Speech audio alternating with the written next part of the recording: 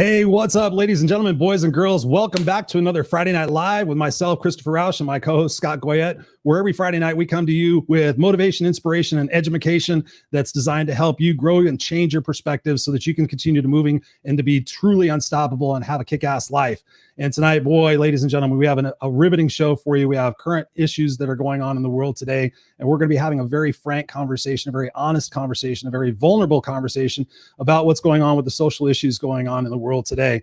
And so we, as always, thank you guys for being here and spending your Friday night with us. We know it's Labor Day weekend, so grab yourself your favorite cocktail and your favorite notepad, and be sure to take notes, because what our objective is tonight is to just share a conversation between, literally 5 guys talking about current issues. And the goal here is today is not to change the world overnight, but just to change perhaps a little perspective that you may have about a situation that's going on. That's our goal tonight here as the participants in this. We've all talked about this. We just want to see an opportunity to grow and share and be able to seek first to understand, then to be understood, and find some commonalities in the things that we're trying to do in this world so that we can see things more as unification rather than divisiveness that we see sometimes going on in the media, and we can see going on in social media as well. So it's with a great honor that I can introduce my beautiful co-host, Mr. Scott Goyette. What's going on, Mr. Scott?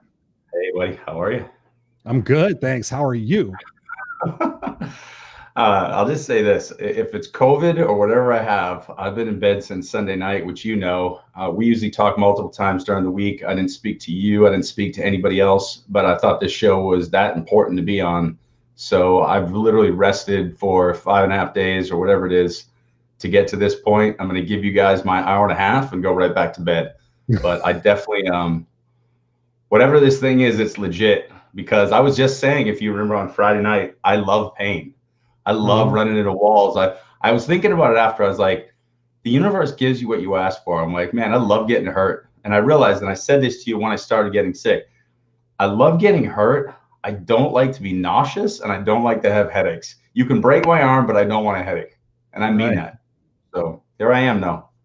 So you got a broken head and a good arm. Yeah, my arms are great, dude. My arms are fantastic. Right? They're both moving. My head, not so much.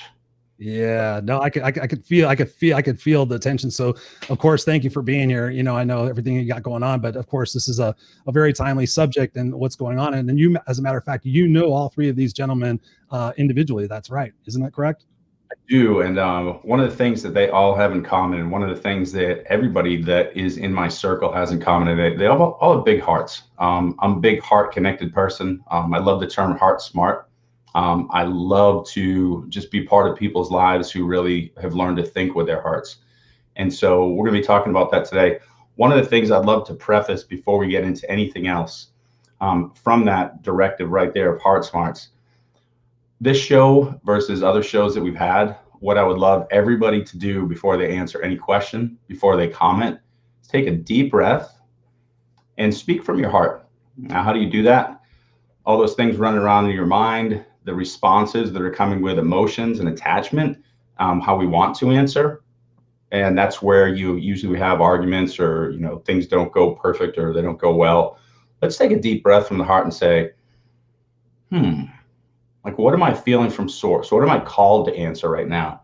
What would make the situation better? What could improve? And so one of the things that I will say about these guys too, every one of these guys wants the same thing.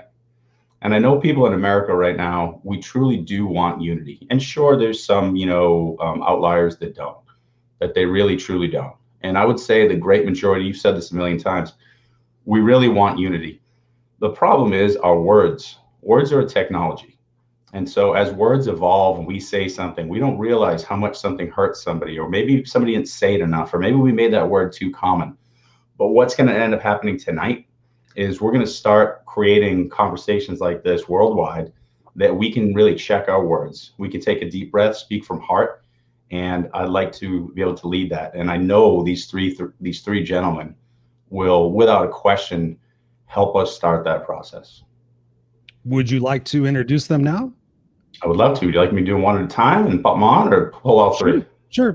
One at a time. You introduce the first one and I'll bring them up. I'll start with my friend Jason Gohlke. And Jason, come on up, Jason. What's up, Jason? Welcome to the Hey guys, I'm so happy to be here. I'm just listening to you guys talk, and I'm all about this. Cool. Very We cool. appreciate you being here, man. So I'll give you a little background about Jason. So this is another guy who's a super smart business person. He's somebody who's all heart. He would never take advantage of somebody in business. The kind of business person that you want to work with. He's always going to put his 100% in. Just a good human being. I mean, just an all-around good person. I'll tease him. Are his word choices always great? And next, we're all learning, Scott. We're all learning. I know. Do me a favor. Maybe I don't know if it's me or you, but nobody can make me laugh. That hurts. Apologize. Okay. And next is a super good friend of mine. He is actually a police officer in Lynn, Massachusetts. He's also a Black man in America, and his name is Officer Oren Wright. What's up, Oren? How you doing, everyone? How are you, buddy? Good to see you. All right. Good to see you. So Oren's, again, he's another one of these people, super good heart. One of the things that when I think of Oren, I don't think either one of us really knew it when we were kids, but we walked around with smiles, and we were the kind of people who would go into a party and people would definitely come over and be like, hey, what's up, guys? Hey, what's going on? And like connected to us. And I look back now and I try to think, was that just a defense mechanism? Was that who we are? Was that a little bit of both? And I think it became who we are. Like we were that person. But I wonder if it was led to, things behind it, and for different reasons. Both of us carried that smile as a defense mechanism for different reasons, but I think it served us well, and we can talk about what's behind that during the show. And then thank you for being here, Oren. And another amazing human being who, I'll be honest with you, we didn't really connect in high school, and it's not that we didn't connect. It's that you'd see each other at a party, we knew who each other was more or less. But I think when there's different athletes in different groups and cities, you don't always end up, connecting with each other. But he was an all-star football player, an amazing halfback, super good guy. And his name is Wallace Johnson. Mr. Wallace Johnson. Good evening. How you doing? How you doing, guys? Great to be here. Right. Good to see you. And one thing about Wallace that we're going to talk about, one of the reasons we're actually here, is he's done something pretty amazing that's been part of bringing us all together. He's written a book called 2020 Division. And hold on, I'll get mine too. Everybody post up. Hey, hold on. Anybody would like Wallace has a stack of them. So the book's called 2020 Division. It's a book of amazing poetry in a very rap format. It's inspired by some old rappers and some things that have just gone on in Wallace's life. He's going to talk more about that, but amazingly powerful stuff. So it's really cool to see not only an amazing athlete, an amazing human being, but also an amazing writer and poet. So here we are, a great group of people. We're going to jump in and tackle some stuff that will make people uncomfortable, and that's what we're all about. So you guys ready to get rolling? Ready to get rolling. Let's get it. Ready to get rolling. So I actually want to start off by reading one of the poems in the book just to kind of get us going. And it's one of the ones that, there was so many in here that I really dug. But this one is called Unity. And I just really dug this. So thank you, Wallace, for writing this. We need unity, not qualified immunity, understanding, less reprimanding, community policing, stop the looting and fleecing, repair the cogs with open dialogue, sit down with a beverage, exercise our leverage, speak the truth unmasked, take each other to task. Such a beautiful poem. What was the intention behind that, Wallace? Well, like the key word unity there, and just like we're doing tonight, just having a discussion, people from possibly different backgrounds. And, there's a lot of talk about qualified immunity lately because of the different police incidents. Oren can talk on that more later, but just, fairness, accountability, coming together and, sit down with somebody different from you, learn from their perspective. Yes. Beautiful. And what prompted you to write this book? What came about? Are you an author, or is this something that you do all the time? Or are you, a rapper, a musician? What brought this on? I've been writing since college, pretty much. And I've had a lot of these poems in the archives, and the events of 2020 really inspired me to, I was over overdrawn with emotion, and a lot of these poems were coming out, and I just wanted to get this message out. I thought the message was important. So I decided to publish a book. I'm not an author per se, a writer per se, but I have been writing for years. So I guess you can call me a writer. Yeah, we can definitely call you a writer. You're an author, man. I mean, there's some great poetry in there, man. I mean, some heartfelt. I mean, straight from your soul, really. I mean, wouldn't you agree? I mean, that's. I mean, we were talking about that a little bit before off camera about the inspiration of doing this and kind of being like, okay, I'm going to put this all out there. It's going to be all out there for the world to see. And I told you that was magnificent because we need more of that. We need more of us to share what's in our hearts and what's in our souls, opposed to what we've been told to believe and what we've been told to think. So I admire you for that. I was talking a little bit with Jason before, and Jason was just captured by the book. We were talking about how many different pages we dog-eared. So Jason, what was your first impression of reading the book? This book kind of shook me to my core, and I start to really understand. I mean, there's just so many dog ears there, and us coming from such different backgrounds, like I found such unity in this. I have one thing, which is page 95. If you would allow me to read it. Absolutely. This is my favorite page. Okay. See me. Come and talk to me. Come and share a drink to see how I think.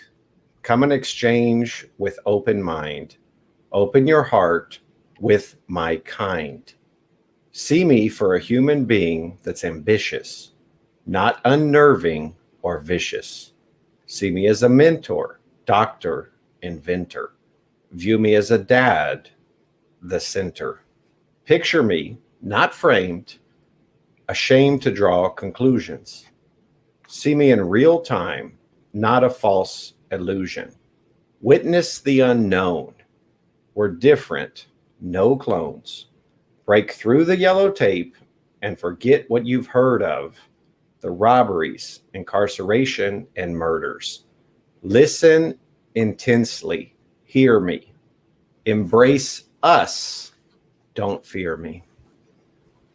I mean, that just my favorite page. Okay, it's so cool. Wow. And what did you take from that, Jason? When you read that for the first time, what really struck you about that? What really spoke to your heart when you read that? I mean, just look at the last statement of it, right? Embrace us. Don't fear me. Yes. I mean, that's just the killer last sentence. I mean, that's just what it's all about right there. I mean, let's have a drink together. Even you don't want to drink alcohol, okay, fine. We have iced tea.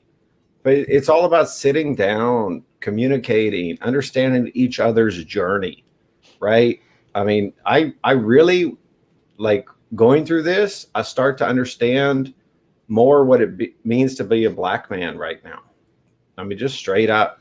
And I've read Black Like Me. I get it. That was 50, 60 years ago. But we're still dealing with it. I mean, everybody's a walking statue right now. I mean, do you understand that? And it's just, this thing is so good. I really recommend this book. Awesome. Thank you for sharing that. Oren, what are your thoughts on what we're talking about right now? I mean, being a police officer, I mean, with everything that's going on, we got so many different issues going on. You're right in the middle of both of them. I mean, we got Black Lives Matter, we got Blue Lives Matter, we got All Lives Matter. I mean, you're on the front line seeing these things. What is your perspective on what we're talking about here? I almost don't know where to begin. Starting on the book, first off, Wallace and I met in the 8th grade. I was in the 8th grade. He was in the 9th grade. He's older. And I was blown away by this book. Blown away. Never saw it coming. Knew he, in his words, spit some lyrics here and there, but never knew that this was on the back burner. And I'm proud to call this man my friend. Proud to. There's been different times when I'm reading different poems I keep going back to, and I'm like, that's me. That's me. And I know that people are, and I know that this is hitting different people in different ways, that aren't just Black. and then on to what you're asking about the different, just there's this, I have so many things swirling around in my brain, swirling around in my heart, just about everything all the time with being a black man, being a black man who's a police officer, being a father, trying to be the best type of role model I can be, mentor towards younger police officers. The majority of my department is all white. I'm one of the more senior guys in the department now. And I'm lucky, I'm blessed living in the Northeast. Yes, I've encountered racism, but these officers that I've worked with, thank God I haven't come across that with my people that I work with. I haven't seen it. I haven't heard anyone complain to me about it, but it's still, you know, I might feel all right in my city that I work in, but I think I told Scott this before. I know I've said this to Wallace before. I'll walk out of my house if I'm leaving the city of Lynn.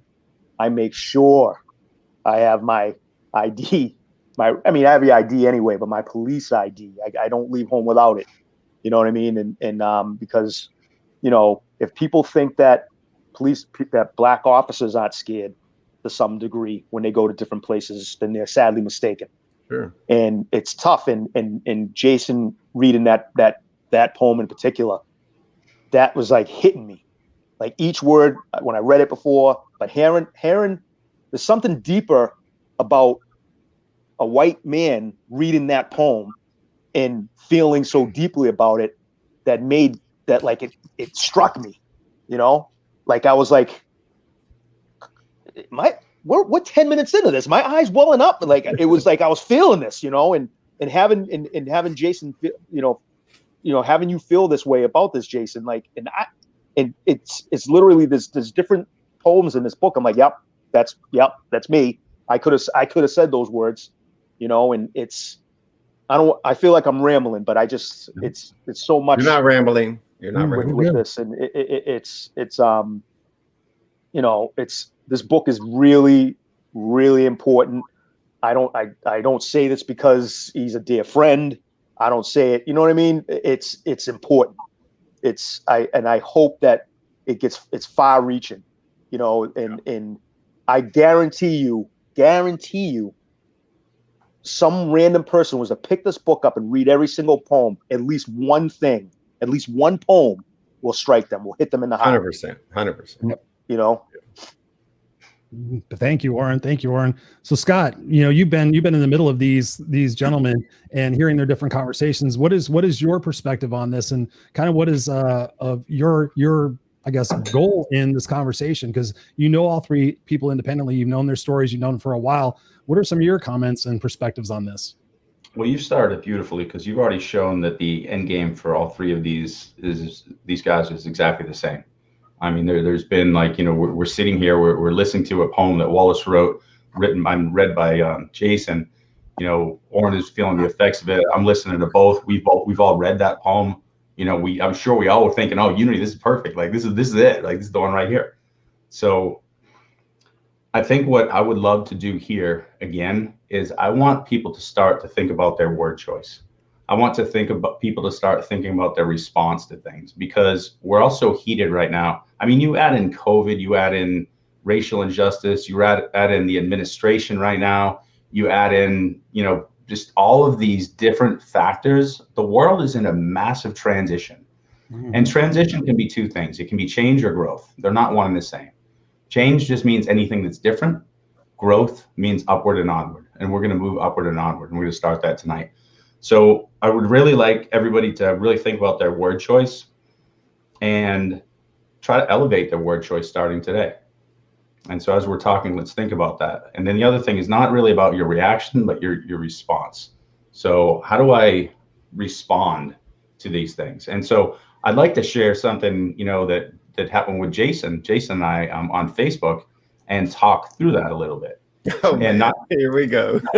No, I'm not going to go. Let's not go real deep. This is something. Go as deep as you want to, brother. This is something that I think this is where we should go, though. I got my rear end handed to me, and we're talking about words. I got you. Let's go for it. Come So, on. so let's think about it. So I'll just share with you real quick. So there's a famous YouTuber and his son, there's a famous YouTuber's dad who's a friend of mine on Facebook, and he follows Go Love Now and likes a lot of the stuff that we're doing.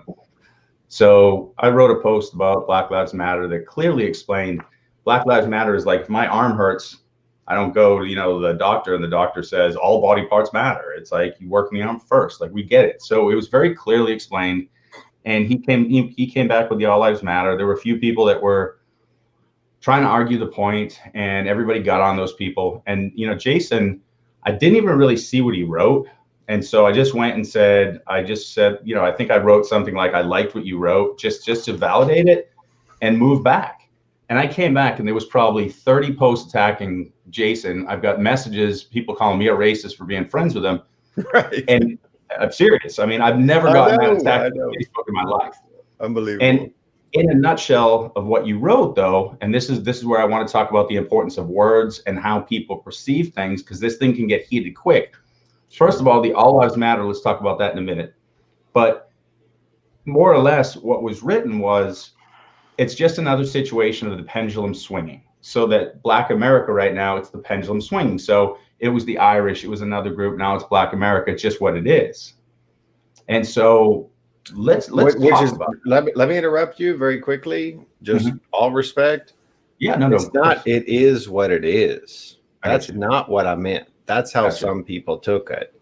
It's just what it is right now. And we have to. There's a lot of people in this world right now that want to deny the past, ignore the past, live in the past. And, past is over. We need to learn from the past. We stand in the present. We look to the future. The wording, you're right. I totally screwed it up. I just totally screwed it up. I was thinking through it so much, and I thought, like, I send this little bullet out, they're going to get it.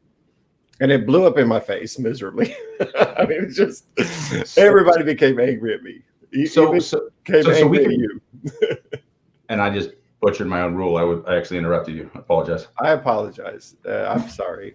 No, I actually interrupted you because I was about to ask a question. That was my fault. Okay, we're good. So here's the thing. All right. So let's think about this. So how would that come across to you, Wallace or Oren, in any context, if you heard something along those lines? And let's let you guys lead this discussion. You guys talk through this, because it's the words that are being said here that we can learn a lot from. Wait, which part?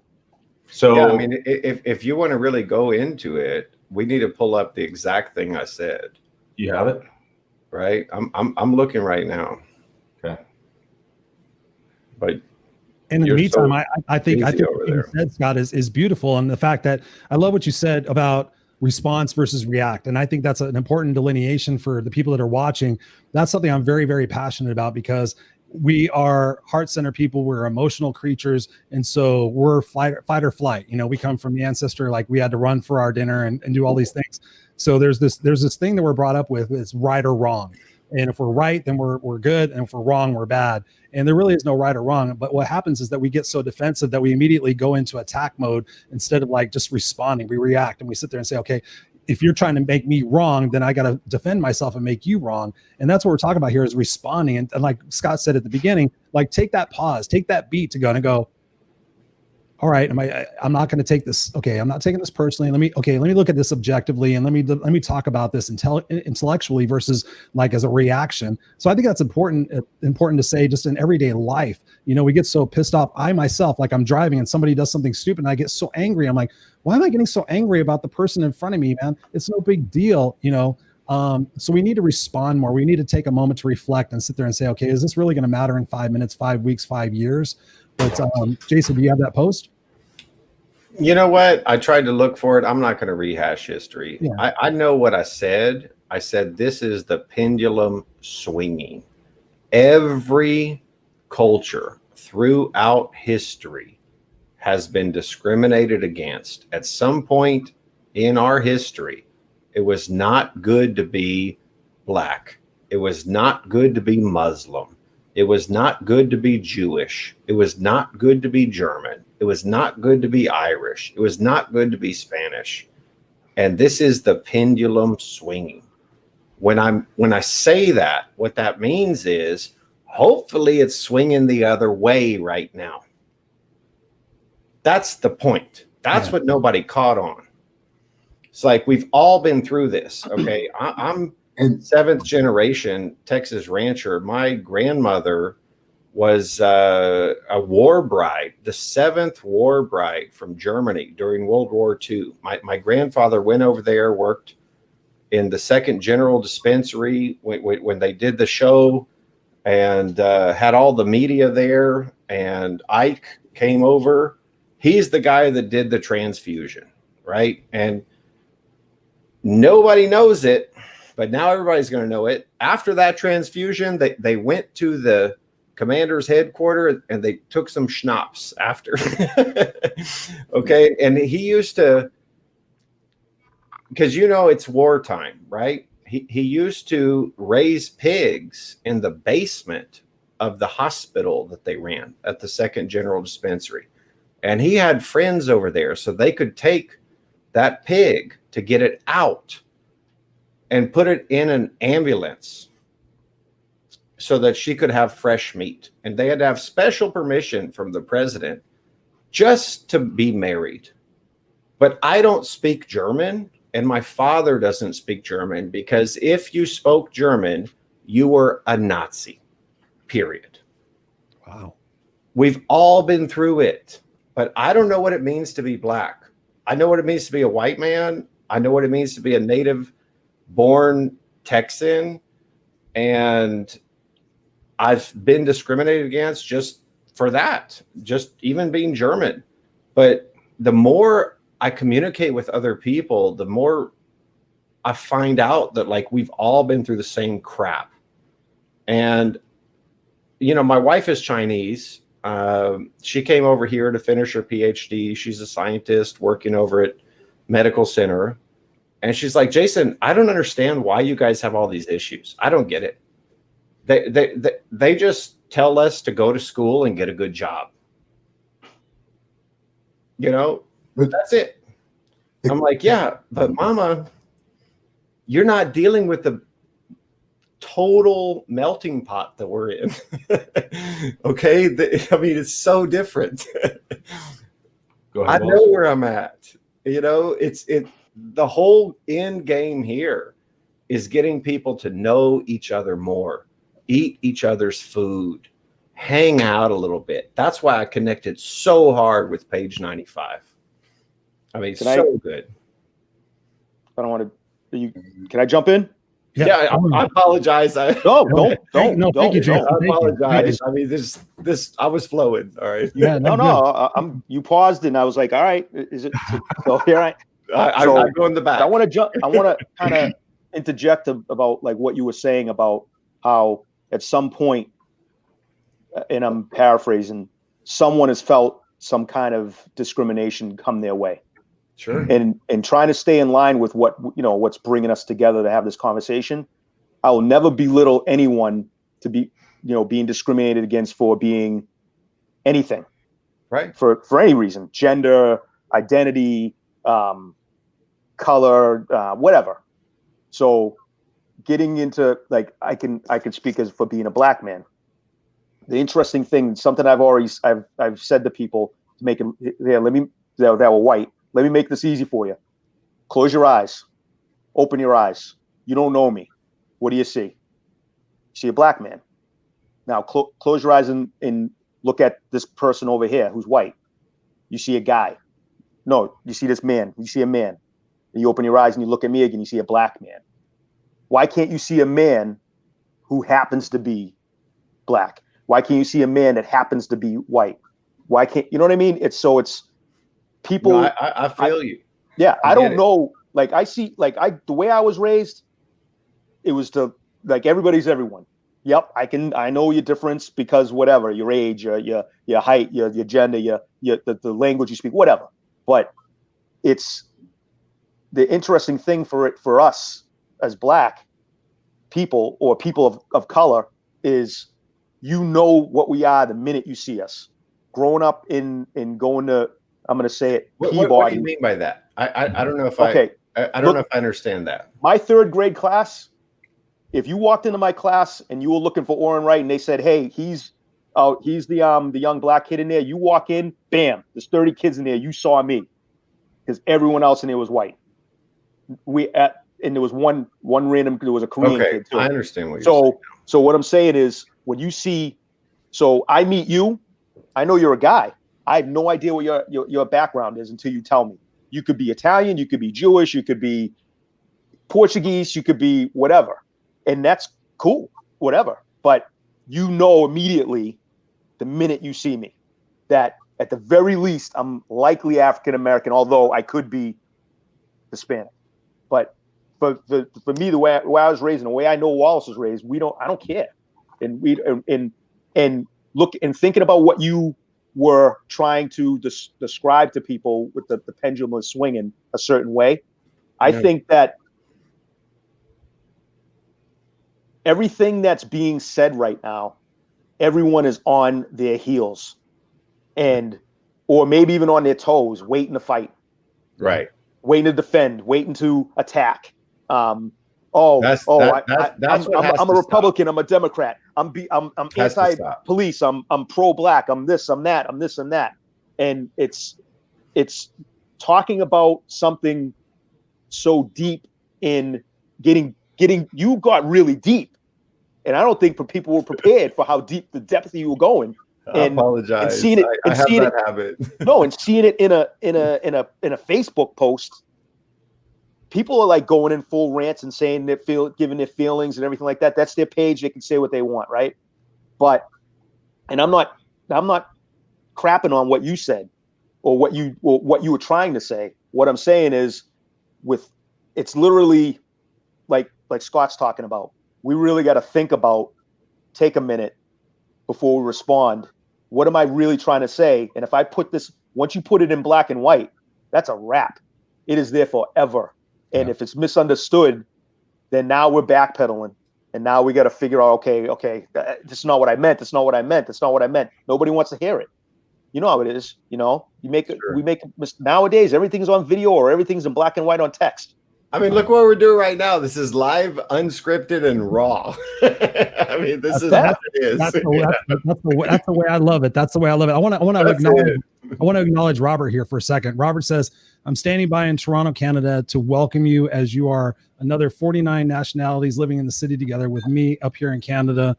I guess that's Canada. Nothing but love for you. Nothing but love, my brother. Thank you for being here, Robert. And thank you all for being here. And I see all your comments in here. I'm going to get to your comments.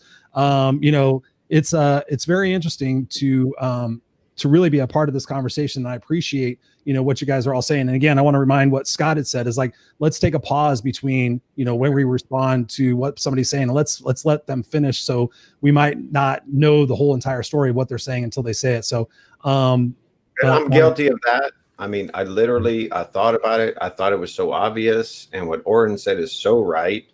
It's like people are looking for a fight, and you got to be very careful about what you say. You got to be very careful. Maybe they're not thinking through it. Maybe they're looking for a fight. I agree. Right. Wallace, you've been kind of quiet, brother. What's going on, man? He just wrote a poem, dude. He just wrote a new poem right now. I know Jason was. Thank you, Oren, by the way. Thank you. And thank you, Jason, by the way, for both of those beautiful thoughts. Thank you. Wallace. You guys hear me? Yeah. Yes. Absolutely not. I know Jason, he was alluding to World War II, Germany. The problem is this stuff is happening here, and it's still today. It's been for 400 years. That's the difference. Not every group has experienced that in the history of this country. We're in the United States. I think, that's what's important to us. So when, you refer to history, like Oren said, I don't like anybody being discriminated against or anybody, from gender, sex, race, whatever. But the way that blacks have been treated in this country is a travesty, and we're still talking about it today. So that's a huge difference from, World War II Germany, a different country. It's just not the same. 100%. If you remember what I said, Black men are walking statues right now. I mean, is that What does clear? that mean? That means it's hard to be black in America right now. Let's be clear. I don't know your journey, but what Oren said, what I agree, people will make a judgment on you. And I'm sorry to say it's a lot about how you dress and it's a lot about how you hold yourself, but there still is those racial overtones because you just see it. I mean, you guys know it. That has to come to an end. And the way that that's going to work is everybody spend more time together. Tell me I'm wrong. I agree, Jason. Believe that. Hell yeah. And that's the man. That's the poem. We got to sit down and talk to each other, just like here. We got to go spend time outside of our community. Too Correct. many people get comfortable, in their little neighborhood where it might be all white, it might be all black, whatever. But diversity They get key. comfortable behind this. Oh yeah. Oh, They get they get real behind this. comfortable. Keyboard warriors. commando. Don't even get me Keyboard started with these warriors. motherfuckers. Don't even get me started with them. Keyboard commandos.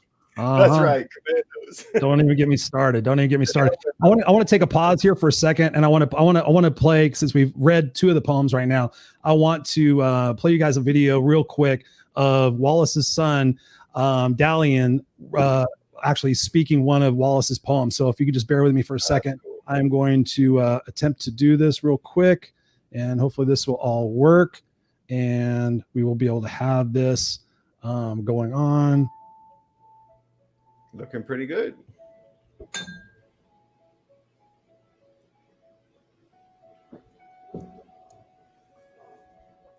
For more sound. My eyelids overflow, welling with wellness, spelling my helplessness, flooding my sadness. My eyes well with the sorrow, wish well for tomorrow.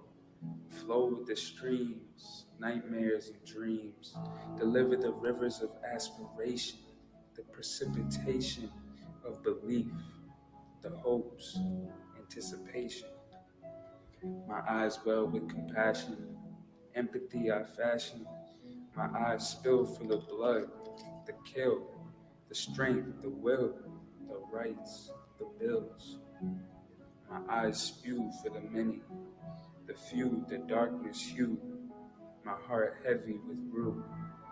My eyes gaze through the fogginess of haze, the pupils of craze. My eyes pour for the poor, the misguided and weak, the battered and meek. It flows down my cheek for those that misspeak or mistakenly misspoke. My eyes stay woke.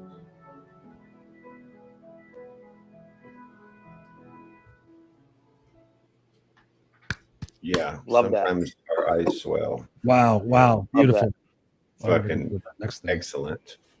Tucker Carlson. Thank you, guys. Yeah. How old is your son, Wallace? He's 19. He's a freshman at Penn State. What has he been You're dealing having with? fun with that. And Wallace, what has he been dealing with this? Because I like to think that the younger generation, and I've talked to a lot of the youth. I mentor the youth, and they don't seem to see the world the same way we do. They see more unification. They see things more as the same. What has your son been dealing with all throughout this? You mean all throughout his life, or just the pandemic? Yeah, I mean during this time and throughout his life. I mean, what challenges has he faced? Is it better with the younger community? Is the younger generation like the one that's going to pull us through this, or what are your perceptions on that? I think so, because I went to a few protests and there were so many young people, all different backgrounds out there. A lot of white people, black people, Asian people, and I think some of them don't get it because they don't see it, they haven't experienced it, and I don't think he's experienced much, but he gets it. He read the book and he said it really touched him too. So I think they're gonna hopefully they're gonna be the ones to pull us through. You know, people like to talk down on the younger generations a lot. You know, X, Y, Z, all this stuff. They're not as good as the one before or whatever, but we always seem to still progress. So I think we'll be fine. Awesome. And Oren, you have kids too. What's your take on that? Same question. You know, so I have two daughters, and my they're biracial girls, and my girlfriend's son is with us, and he's a biracial black man who's also Jewish. And we had quite a conversation with him at the table about a few months ago, and talking about everything that's been happening. And thankfully, they know of racism. They know what we've talked about, but they truly haven't, to their knowledge, experienced actual racism, if you can imagine that. And I said to him, I was talking to him about, you know, voting and just generally, and I said, you know, I'm 48, and black people could only vote in this country for the last 60 years.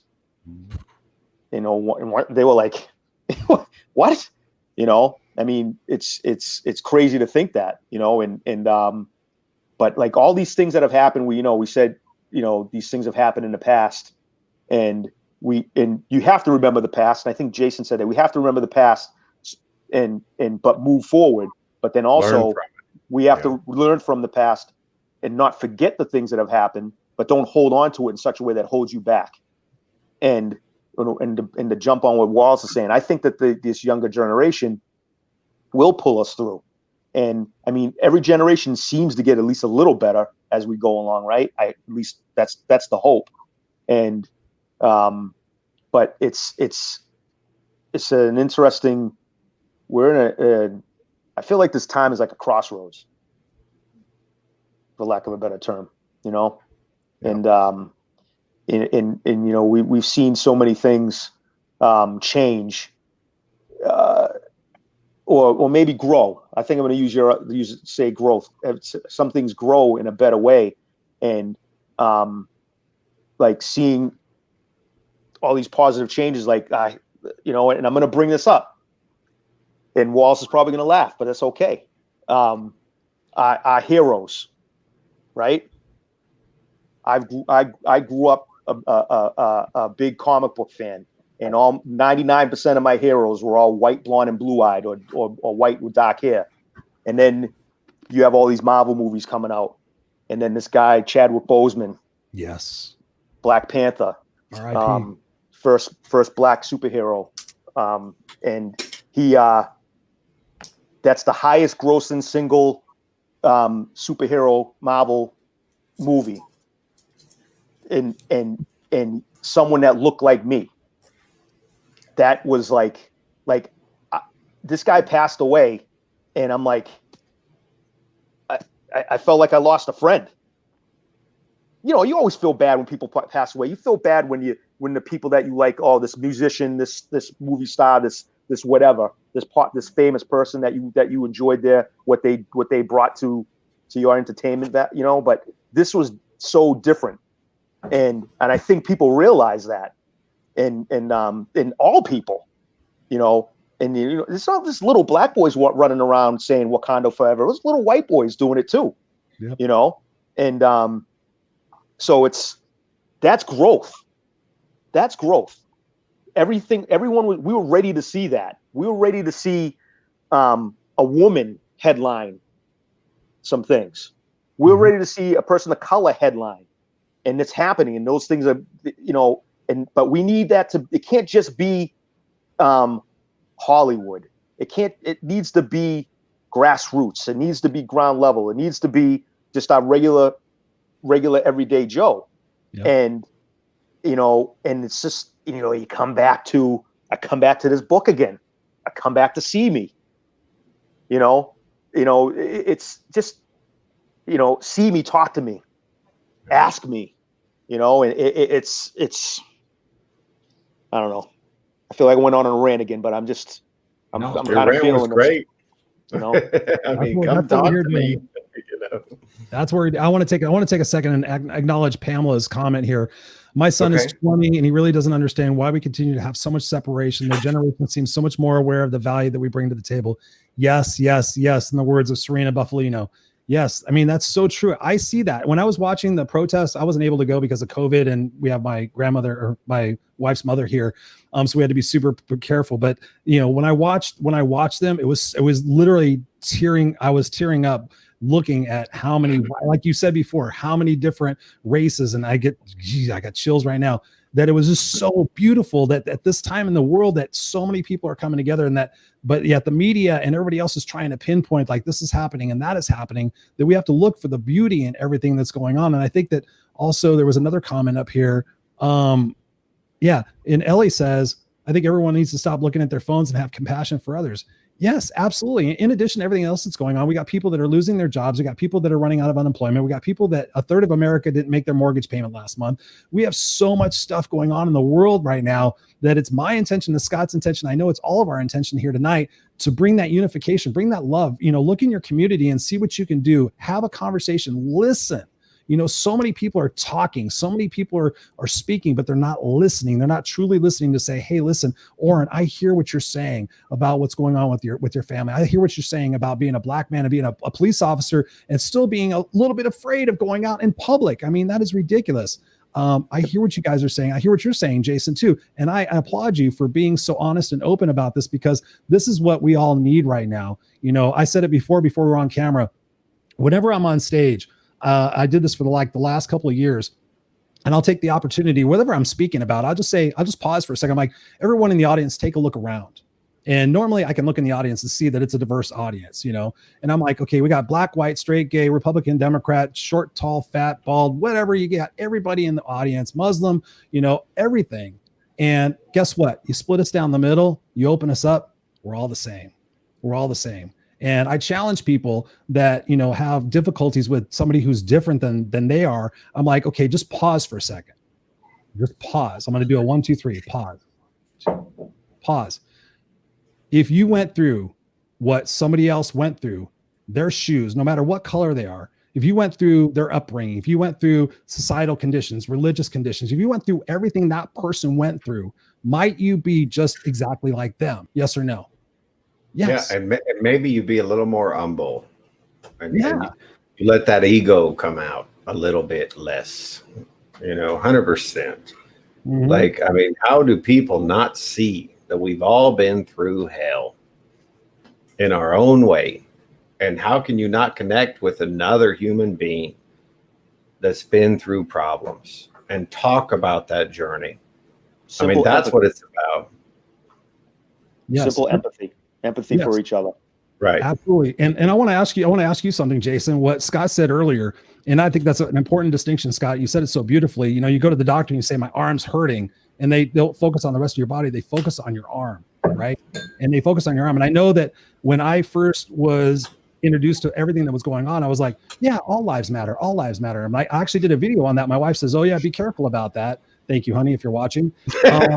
Because I was like, we all matter, but at the same time, like Scott said, it's the arm. Right now, we have to lift each other up. We have to look for not equality, but equity. And that's something that I was like, okay, what does that exactly mean? So I want to throw that question to you guys. What does that mean? Are you looking for equality? Or are you looking for equity? And what does that mean to you individually? I'll start with you, Wallace. What do you think? Both. I mean, we would just want a level playing field. That's basically what it is. We're not, we're not even looking for sympathy or, I guess empathy is a more powerful word, but a level playing field. When that happens, I think a lot more people are going to be content. Right now, the playing field is far from level. I know some people want to think it is, but look around you. I mean, look at the history. Look what's currently going on. Look at the percentages in government, media, CEOs of businesses, owners of teams, and go down the line, and you'll see near 90% to 100% are white. So if that's equality, then I don't know what equality is. That ain't equality. And it's up to people, people like Jason, business owners, and it's up to them too to recognize these iniquities and start programs to reach out to maybe HBCUs or get internships going, promote That's what it's all about. It's all actually about the younger make a conscious effort, because people need to put their money where their mouth is. They talk, Exactly. I see all these commercials now, all these different companies, we're in for racial equality and this and that. But where are the CEOs? Where are the CFOs? The colleges, where are the black coaches? The NFL, NBA, you got leagues that are, predominantly black, a handful of black coaches. So it's time for people to step up, put their money where their mouth is with stuff like that. Absolutely. Oren, your thoughts. Thank you, Wallace. I'm supposed to follow that. Go ahead. So You got the comment, man. So he pretty much he really hit it right there. And no person of color wants a handout. You know what I mean? We want just equality, Fair equity. Fair shake. We want, if you're gonna reach your hand out to me, shake my hand. You know what I mean?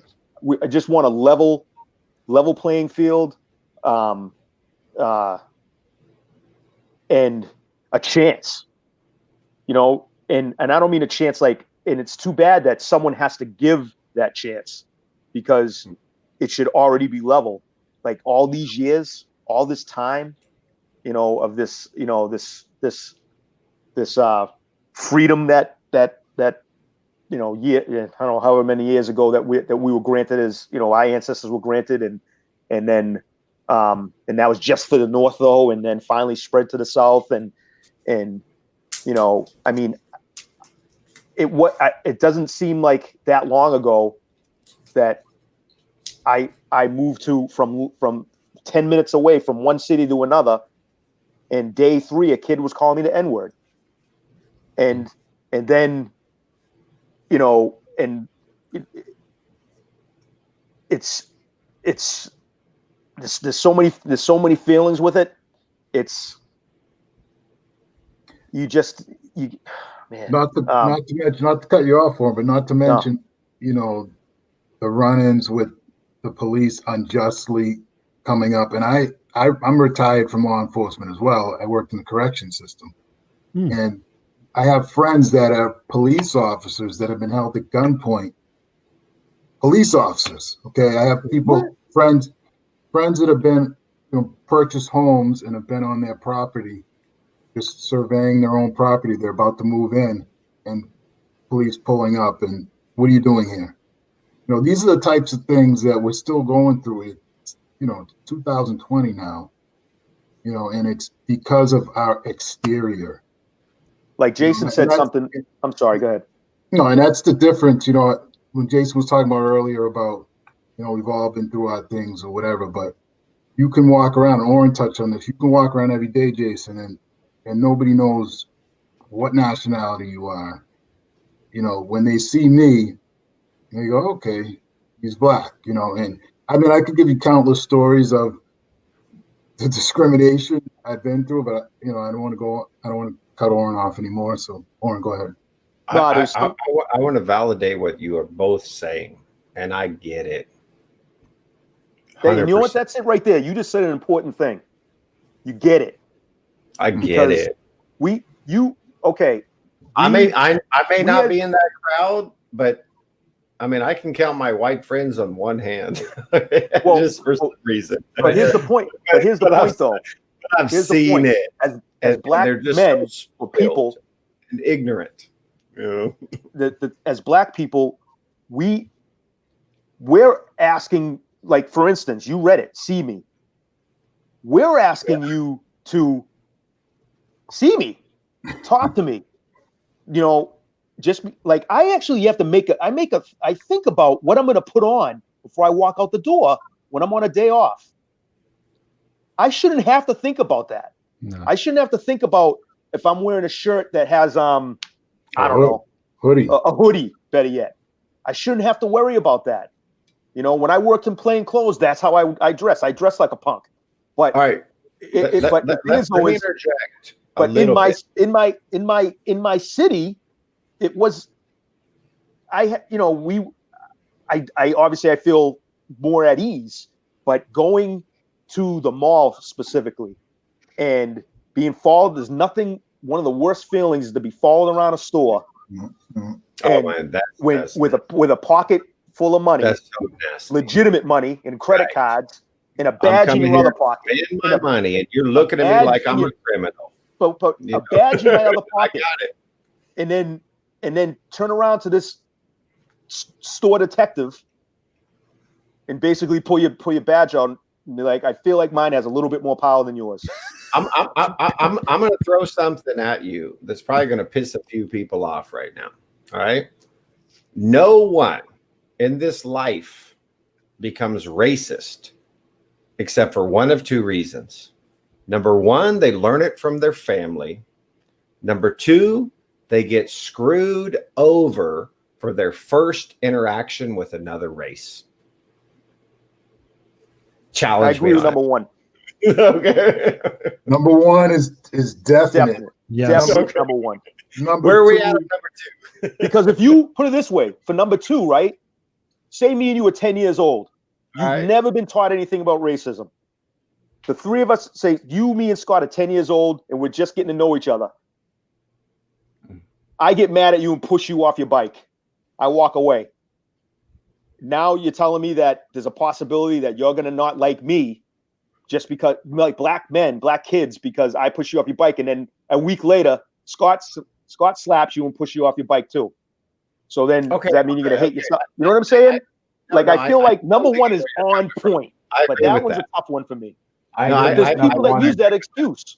Because I'm thinking, like think of this, like anybody who had a bad experience when you were a kid, you know, you got to fight with somebody, you're best friends 2 weeks later. So if anything, if we got to fight, it would never be held negative. Like that was if we fought, I was like, well, you're kind of cool because you. But you guys are talking about kids. I'm talking about very sheltered American families who never had any other interaction with any other race. And then suddenly when they're adults, they have some interaction. And it's negative? Yeah. But there's got to be some kind of prejudice there, though. Of course. Or no, go back to number one. Right. That kind of brings you back to number one. There's got to be. I don't want to say it has to be because I didn't grow up with this. Likely. I mean, I'm just watching how it happens. What if your first relationship you get screwed over by a woman? Are you going to hate women the rest of your life? Some people do. Some people do. Some people do. It shouldn't. Women are great. But some people do. I think it starts with the family. That's 99% of it is in home. 100%. I would agree, Wallace. I mean, I want to share this. I went to a playground, you know, COVID's going on and we're being extra protective with everything. And I took my son, he had his mask on and we were playing around and nobody was at the playground. So I was like, okay, cool. I don't have to worry about him trying to play with other kids and everything because he's a very social kid. And then all of a sudden, truth be told, two little black girls came up, a lady and her friend came up. And I was like, okay, cool. And I kept telling Jackson, I'm like, okay, we can't play with them. You know, we got to keep our distance. They weren't wearing masks. And all of a sudden it was such a beautiful sight. It was such a beautiful sight. I post memes all the time about, you know, we can't see color as kids. And those two little black girls like took Jackson, they took his hand, like, what's your name? He goes, my name's Jackson. What's your name? And they started talking, chills. It was such a fucking beautiful moment. I swear to God, I wish I had on film. It was like they didn't see anything. It was just them playing. And then, you know, fortunately they didn't play like closely together, but then they went and running. I mean, Jackson had already been running through the sprinklers. I had been running through the sprinklers. They were all running through the sprinklers. I took video of it. I was just like so amazed because when they're kids, they don't see that. So I think you're right, Jason. On number one, it's like, that's something that's learned and that's something we need to break because, you know, as far as I remember in my life, in my incarnation, I don't remember checking off a card saying, hey, I want to be a white guy. You know, I want to be 6 foot tall. I want to be, you know, all these different things. And so I think that's really important that we have that delineation because, that's something that we need to break down, that it's look inside, look inside. I mean, we talk about don't judge a book by its cover, right? I used to have I can't even speak to what you guys have been through, but I got hassled by cops because I had long hair. I wore the leather jacket. I told them to fuck off. And I can't even imagine, but it's like, look at what is inside of people. And that's what we're trying to tell you guys, is not to look at what's on the exterior, get to know somebody, get to know their story, get to know their journey, and listen to them. And that's one thing I just want to remind us all right now, is that I know sometimes we get a little heated, is just let us all speak and then listen and digest that just for a second. That's where the growth comes out of it. And my question is to Scott. Scott, what do you make of this? Given your background and being in such a different situations, how do you see all of this? So let's tap into a little bit of what everybody said. Wallace said the magic word of, we're talking about, is it equality or equity? I think it's a little more equity. And you guys both talked about a level playing field, Oren and Wallace. I think it's crucial that we have equity, because even right now, look back to the history that's not taught, like Black Wall Street. You're having this whole essentially, financial epicenter get destroyed because Black people are making gains. Those gains were still going to be way behind the powers that white people had. So why are we destroying it? That's just out of fear with zero love. So at this point, equity would tell me that there should be an opportunity, if you're Black, that you could have a mortgage at a lower rate, or it's easier to get. I don't know. I'm not in charge of that. I don't know the rules of how that should look. Or there is an opportunity that if I'm coming from a city that has a zero equity in education, let's say, Austin, Texas, I can go west of the highway and I'm literally in one of the schools that's more historically white. That school literally looks like hold on one second. I'm going to actually plug why don't you guys jump real quick? My computer, I forgot to plug it in, is about to die. Well, so hold on one second. Pick it up. I know where I left off. Let me just get this plugged in. No worries. So Kristen, thank you for watching. Kristen from YouTube. Awesome. Not seeing color doesn't seem like it's bringing the change. Oh, that's my sister. I will honor you. I value your input. I want to be educated about you. Tell me how to do better seems more fitting. Yes. That's the conversations that Scott and I have been having, very vulnerable conversations. It's like I was on one of the shows that we had before, we were talking to somebody and I said, what do you prefer? Do you prefer Black or African American? It's like, that's what we bring to the show, is asking those questions, because, it's something that we want to ask as white people, is like, okay, how do we engage? How do we interact? Listening and understanding and having that empathy of what people have been having in that journey. And Jason, I want to ask you this. You have been very passionate about this, and I really appreciate it. I know we all appreciate that. What is it for you that you want to get across to white America, based on your journey, based on the things that you're discovering and you're reading in Wallace's book and having this conversation? What is it that you hope that people take from this conversation and begin to just look at it? Not huge, but just have a little bit of a different perspective shift from where you've been, what you've seen, and what you've experienced. Understand yourself first. Understand other people second. Figure out that you both have different journey, and there's a way you can communicate about it. That's the bottom line. If you have any heart, any vision at all, you will see what we've all been through. It's different. It's going to continue to be different. This isn't a unique American experience we're going through, right? Like, we're all thrown into this. We didn't ask to be white. We didn't ask to be Black. We didn't ask to be Chinese. Our parents did whatever they did, and now we're on this earth. Like, I grew up in a very multicultural school district. Okay. I live on a very multicultural neighborhood. Not everyone went through the same thing.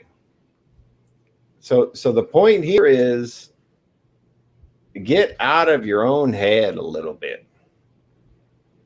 Just get out of your own head. Keep moving forward.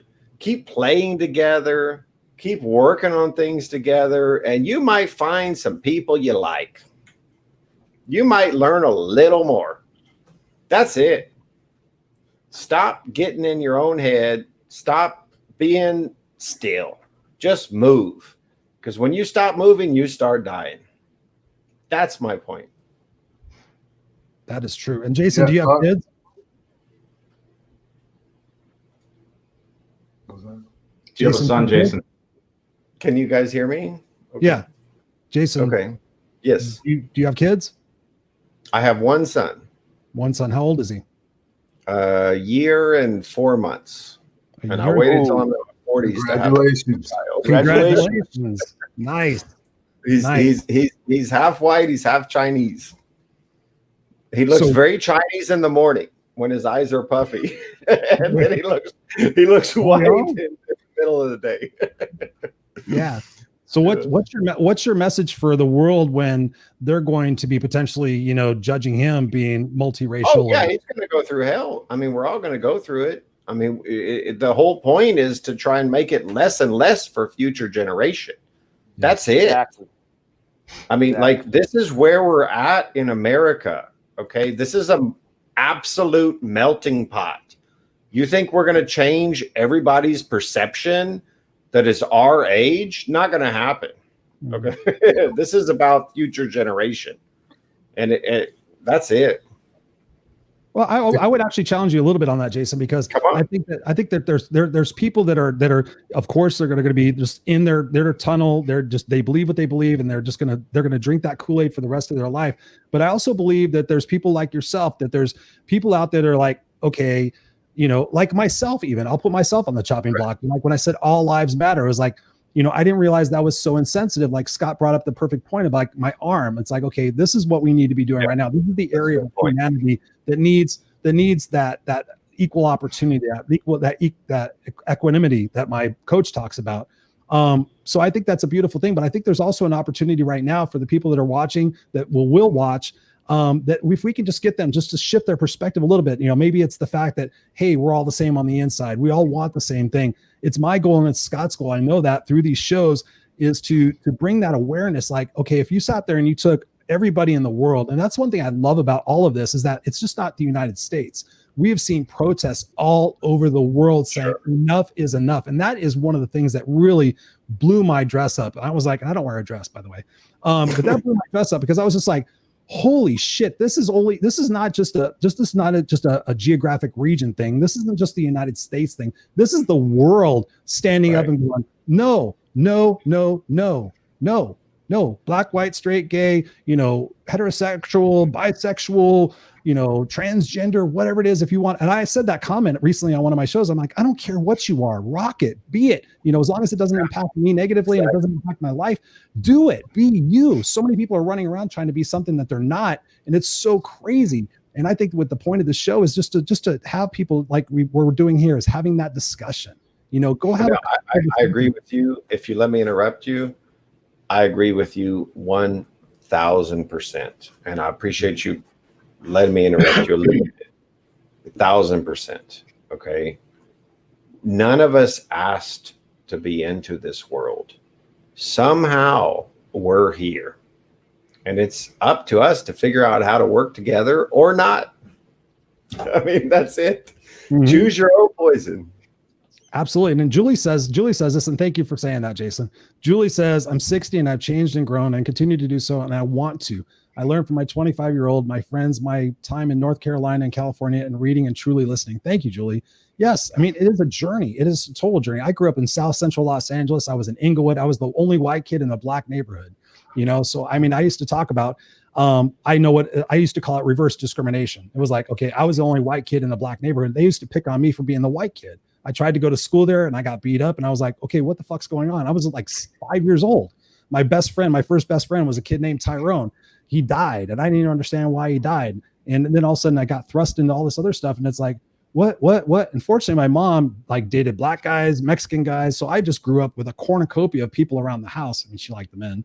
But yeah, it really is an amazing opportunity for us to all just to stop and listen and have that conversation. I think that's the beautiful thing that we got out of one of our other interviews, right, Scott? We were just talking about just like go invite people from work, go out and have lunch and sit there and have a conversation. My coaching client even said, she was like, we were talking about masks, and she said, she brought up this thing. She's like, okay, I'm not as fond of the mask as my other teacher is. And she beautifully said, like, she is scared shitless of going back in the classroom. My coaching client said she's not.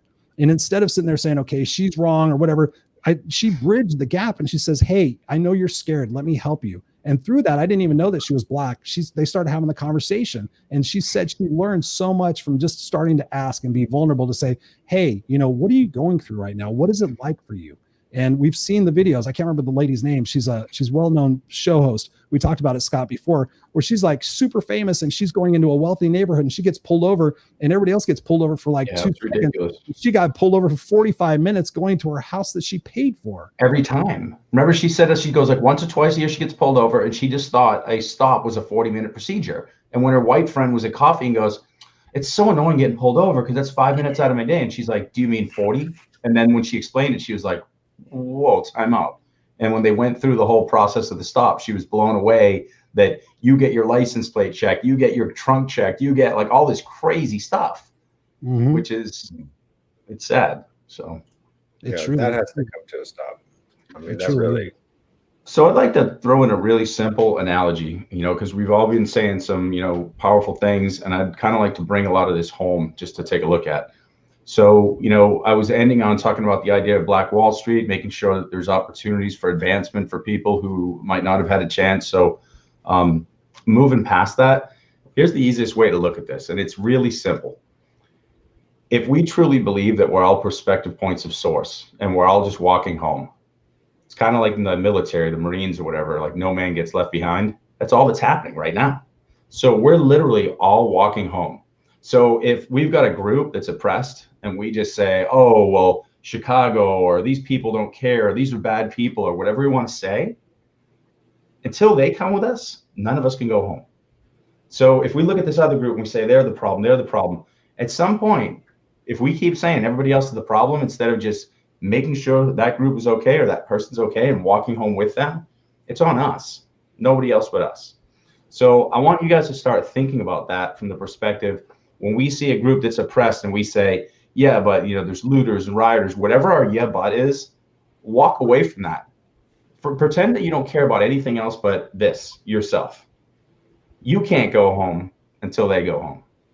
It's that simple. That's powerful. Absolutely. And Julie, thank you, Julie, said her name, Nicole Walters. I could not remember her name for my life. Walters. Yeah. I wouldn't have thought of it either, but now you say it. Yep. Beautiful person. So thank you, Julie. Thank you. So Jason, how are you feeling right now? I know that you, and I love the fact that you're so passionate about this. We had a conversation beforehand about promoting this and everything. And thank you for that. To kind of wind down the conversation a little bit, where do you see yourself going? I mean, I think Wallace and Oren both had said, sometimes it starts with the CEOs, it starts with the companies, the executives. Where do you see yourself going from this conversation to be able to make a difference, deeper and more impactful in your own community? I make a difference every day with everyone I interact with. I mean, that's it. And this is not going to be something that suddenly we drop a bomb and everything changes. It's about the youth. It's about interacting with other people who are like-minded, that are of our similar age, and that we can guide the youth together. I mean, so simple. It's so simple. I really love where Scott was going with that. I mean, we're all on the same page. There's not going to be something mind-blowing that I'm going to do tomorrow. This is just getting us to understand each other and figure out how we can work together so we can make a difference over time. It's not going to happen overnight. Correct me if I'm wrong. Wallace, you're right. Each of us have to do a little each day to try to move the needle. And it starts with conversations like this. So you see on the cover of the book, you notice guys pointing at each other, talking at each other. They're not listening. Right. That's the division. We all need to listen. Can I also bring to your attention my favorite page 95? I love that. Do you see what that is? Let's bring them along. That's somebody bringing them along. Yeah. Okay. That's what it's all about. And I'll pose that same question to you, Wallace and Oren. I mean, from your side of the fence and what you guys are going through, how in your communities are you able to bridge that divide to say, okay, all white people aren't racist or all white people aren't bad? Or, I mean, from that aspect, because sometimes I hear people that are saying like we all try to we try to lump them into something. I mean, how is it from your perspectives that you're able to help us all bridge that divide? Because I think this conversation, I know this conversation tonight is powerful, and I know it's impacting a lot of people. I mean, we have a bunch of people here commenting, and I'm having a problem just like keeping up with it. So thank you guys for commenting. This is about bridging that divide and making that a better understanding for all of us to have this communication. So again, I look forward to having more conversations like this in the future with people that you guys may know, where we can continue to facilitate the conversation of bridging that together. And again, bringing that youth into this conversation as well, because I think that's so massively important. Like you had said, Wallace, going to those protests. I mean, that was such a beautiful thing, because when I looked at that, I'm like, God, yes, everybody is uniting. Everybody is like, it's not as bad as it seems. And it, for me, I get pissed off at the media. I get pissed off at the people who watch the media and who, sit there and go by, everything that's on Facebook and social media, as opposed to just like, hey, listen, hey, you want to go have coffee? You want to go have lunch? Get some people together. Let's talk about this. That's what Scott and I are doing with these shows. But I'd be interested to see what your perspective is from your side of the fence. I mean, I hate to even say the side of the fence. From your perspective, how do you see us bridging this together and bringing more unity to the world? You want me to go? Go ahead. Go ahead. So, I've been a police officer for 24 years in my city. Thank you. For the last 22, I've been involved in what's called the Essex County Summer Day Program. It used to be part of the DARE program. We do a summer camp, free camp for kids that are about 9 to 10 years old. So they're getting to know us. And I don't just mean just police officers, but different police officers, different walks of life. Myself, white officers, female officers, Hispanic officers, whatever they are. Hopefully, in the mix, they're meeting gay officers. Like, they're meeting a little of everybody and knowing that we're human. We're working wearing a T-shirt. Our uniform is a T-shirt that has a symbol on it. And, my main job right now for the last 4 years is I'm in charge of safety and security for the Lynn Public Schools, which is 25 schools. And I get to interact with people. And part of what you were saying about how do people get to know that this group of people is not bad and this group of people isn't bad. Well, we can't go into it assuming that people are bad.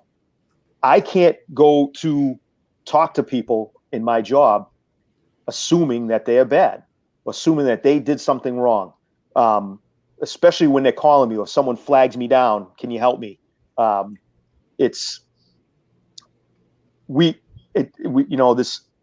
sorry if I feel like I'm jumping all over the place, but there's so much with that is you're trying to get at the youth in a positive way, not just to show them that police are all good. And because just like everybody, we're not all good, just like in every profession, there's shitty ones. Mm-hmm. But where I know with what I'm doing and the people that I'm involved with, we're reaching out in these different ways. Earlier today, we have a program going on. It's called Badges and Books, and we're reading books remotely and taping it. And it's going to be on a channel for teachers to use for remote learning, if that's what it's going to be. And they're seeing different faces, and they're going to see different languages reading these books. The way I was raised, my mother said to me, I don't care if the girl that you like has a horn sticking out of her head, polka dots, whatever. If she's treating you right, I'm good. Yeah. If she's not treating you right, then all bets are off. And she has stuck to that. And grown up where Scott, Wallace, and myself grew up, and I'll say it the way I normally say it, Peabody. it's Peabody. The majority of the people were white. The majority of the girls that Wallace and I tried to date were white. A smattering of other people, and in a huge Jewish community on top of that, right? And and there's a poem in that book that makes me think of, there's different poems in that book that make me think of it like second date. You're being judged because of the color of your skin, and they don't want this parent doesn't want you to date the girl because of what you look like, and they presume who you are, and just because of the color of your skin. And it's interesting. I've been glancing over at some of the comments to my right that people are making. I'm like, there's a lot of depth in a lot of those comments, and you know, in this, and I know, and I understand. Like right now, we're talking about a specific instance. We're talking about this book. We're talking about what's surrounding it, about what's happening with Black people.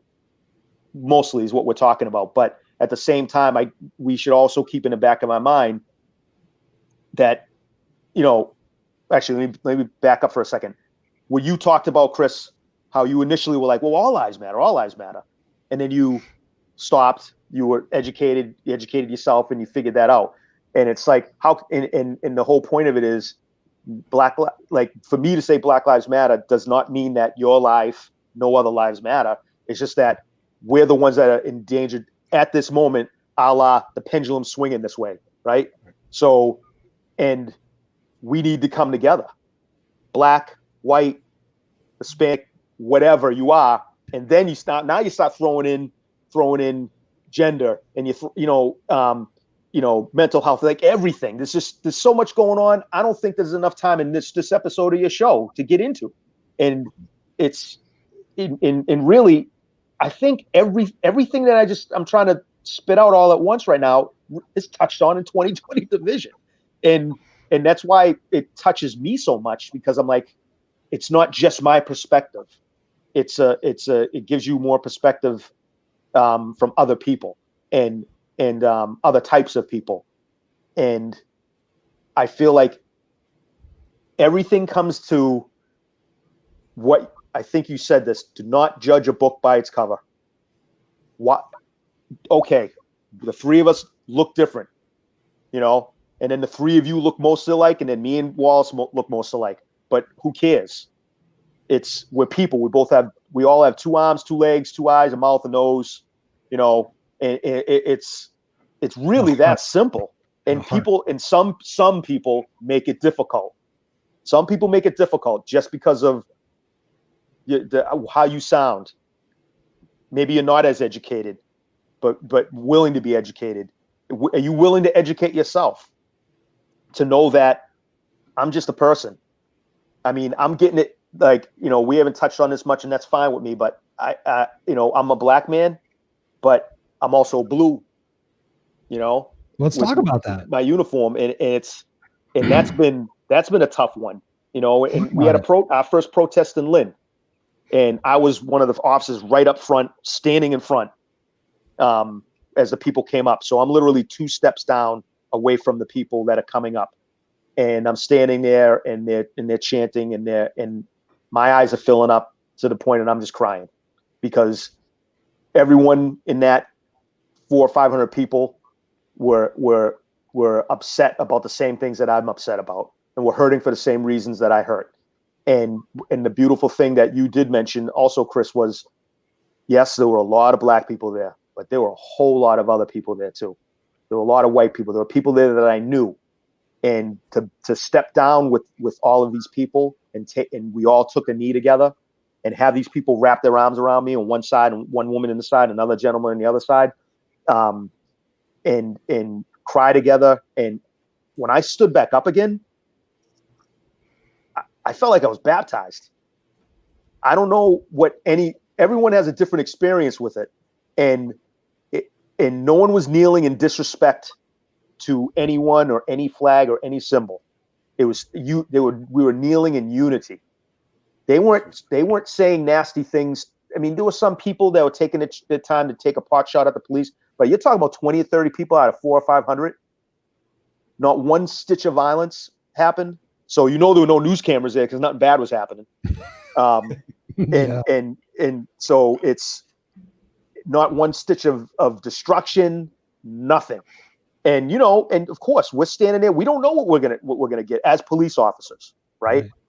And I'm looking at my brother and sister officers, and we're with this this crowd of people, and even the people, the white officers that can't truly grasp what it is that I may have gone through. They're empathizing with what I may have gone through and asking me and talking to me, and you know, people that and it's interesting is some, you know, I feel like I'm going round and round, but there's just so much with this. It's so difficult, but then then it can be so simple and simplified with unity. It's why not? Why can't we? You know, and we can, right? We can. Yes, it's just, and it's just interesting that the worst people have the biggest mouths, and they're the fewest. They're the fewest. The 80-20 rule. There are more of us, like the five of us, than there are of any of the other assholes in the world. Yes. I know there are, but they have the biggest mouths. A lot of them have the most power. Those exactly what I was going to say. That the problem is those are the ones in power usually. Yeah. But I was going to say, Chris and I have a big mouth. We just don't have a lot of power. We'd be out there doing the right thing. I mean, that might change. We're working on that. We're working on that. Can I say one quick thing though? Wallace said this. Wallace said this to me, and I agree with it. And I want to say it right. We're not asking people to actually what shows us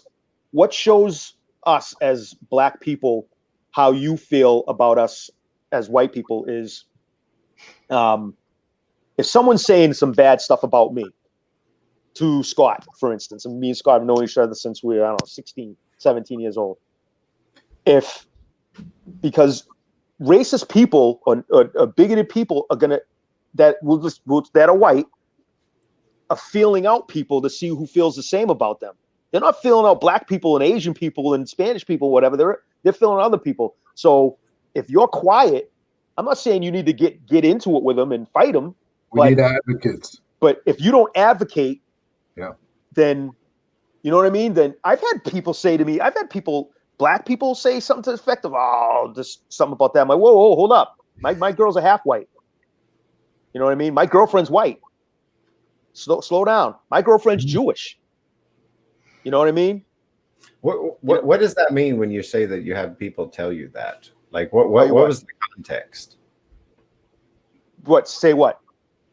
You know, my daughter's half white, my girlfriend's white, whatever is Jewish. Like, what was the context for that? The context, you have people just like, well, what I'm explaining is you'll have people, narrow-minded people that are Black, for instance, have shitty things to say about people that are white. And I'm an asshole if I don't speak up. Yeah. I have tight friends that are my brothers that are white. Not even just my work brothers. I'm talking about my guys that I grew up with. And you're complicit. Same friends that Wallace has. You're complicit if you don't speak up. Right.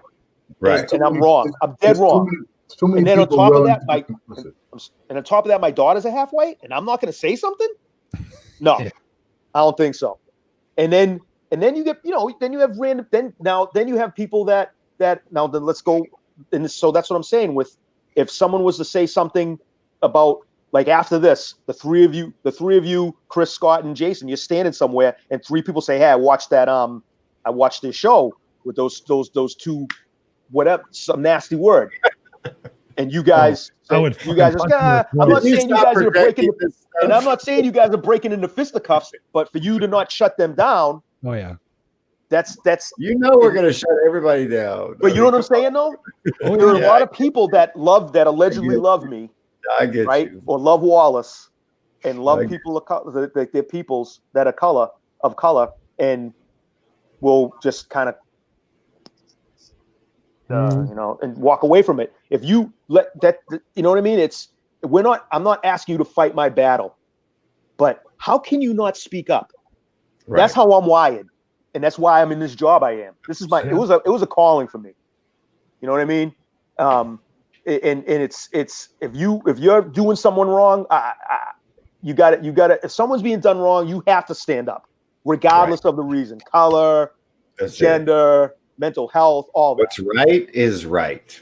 I'm sorry, I'm preaching, but I'm just saying. I went off on a tangent. Everything you just said is perfect. All right. And somebody's there, okay, like I don't have a problem saying that. I mean, I pretty much speak up about whatever I'm thinking. I'm not really quiet about my thoughts. But what does it take? And I know my path, but let's talk about somebody's listening right now and they say, dude, I live in a small town in America. They throw the N-word around, they tell black jokes. What am I going to do? Like start a fight with everybody I know and get kicked out of my town? Like let's talk about what are the steps that people can take to start breaking down this stuff? Because, to the point, Jason's point where you're saying, is it the family or is it one interaction or whatever it is? There's people who have had minimal interactions with, black people. I mean, I'm in Texas and I go to my lake cabin and I drive down the street and I don't want to get into too political, but there's Trump signs everywhere and there's no black person in sight. Okay. I mean, and it's very evident that, I don't want to go down that road too much, but what do you say to those people? Because I guarantee you, if I were at a bar, there could be a black joke. There's not anybody standing up. There's no one's going to say anything. I'd be the only person to say something. So how do you get people to start saying something? What you're talking about is a basis that we can't get into tonight, which is contempt prior to investigation. Yes. I guess what I would love to do is let's think of like some simple ways. And so I'm actually kind of like answering my own question, but these are the kind of things that you can do when you hear that. Ask questions. Is there something about black people that makes you nervous? Go, I have some great friends who are black. Just say that. It's a little soft, but what's wrong with that? Is there something that upsets you about, did you have a bad experience with black people? And they're like, oh, it's just a joke. And go, I know, but what if it was a black person here? Would they find it funny? Just that question. It doesn't even need to be scary confrontational with 10 people who are drinking who want to punch you in the face because you're ruining their joke. You could literally say it and walk away. And so I'm just suggesting if you say things with confidence and ask questions and do things that are shake up the situation, it's possible. And it's stuff that just takes practice. Absolutely. All it comes down to relationships. It's like we spoke to earlier. Interactions and relationships. Interact with different people, no matter what, gender, sex, race. The more interactions, more comfortability, more getting to know different people. And then you don't realize the race or the skin color. You see the person. If you just stay in your little world, nothing's going to change. I had a kid that we went to high school with, Wallace, and I can't remember his name for the life of me. I think he was a year younger than me. And I had a sweatshirt, and we're talking about 1989-ish.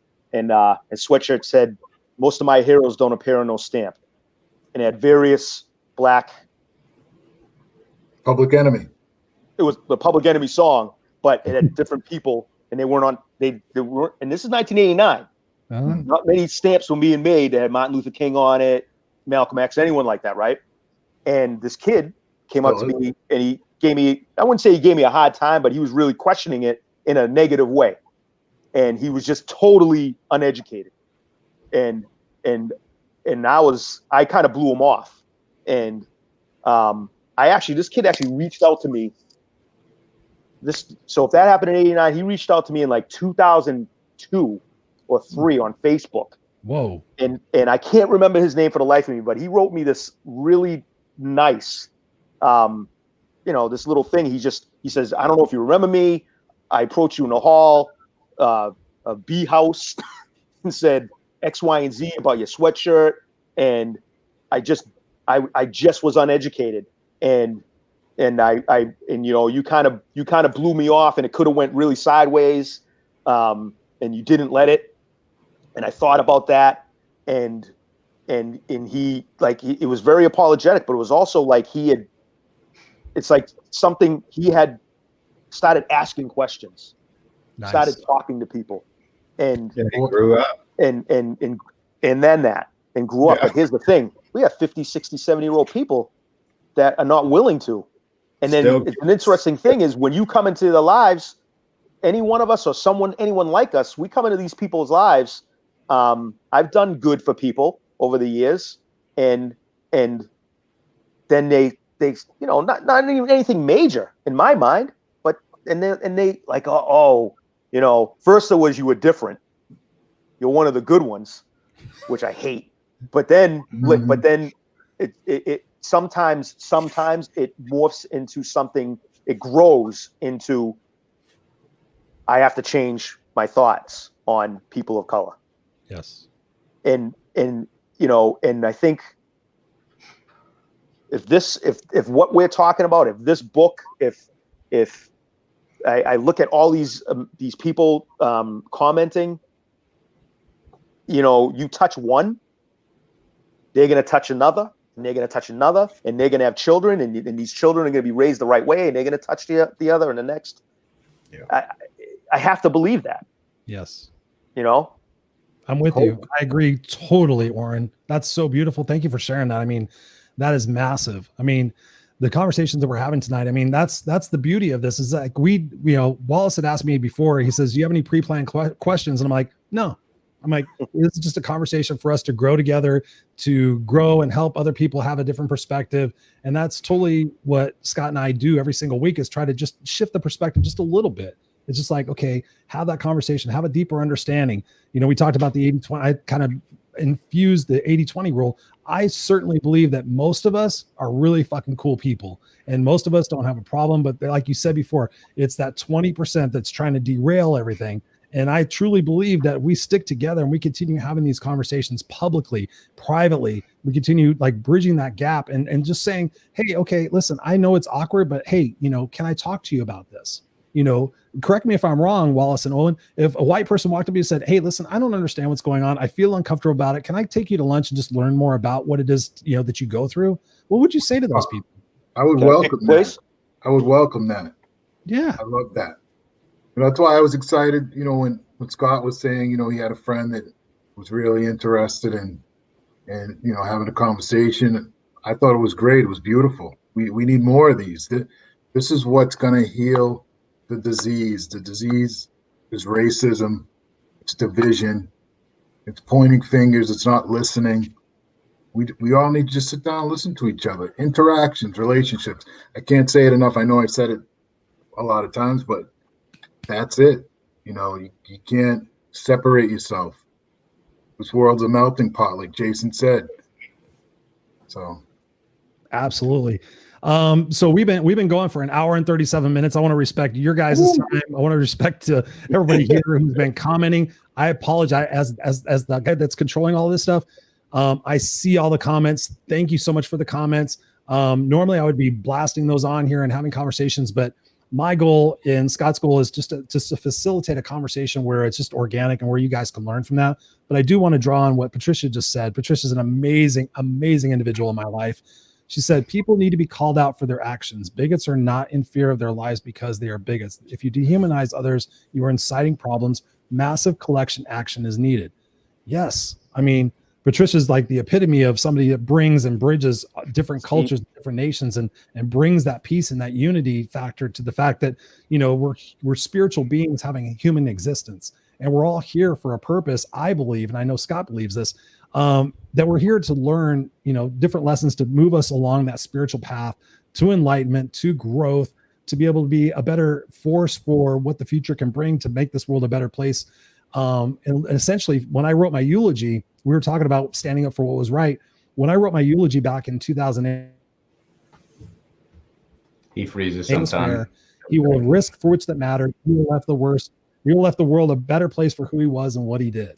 Hey, you broke up a little bit. Can you repeat your eulogy? Because I have my own eulogy too. I really want to hear the last part of it. I recite nearly every day that Christopher Rausch will have fought for what was right and what was fair.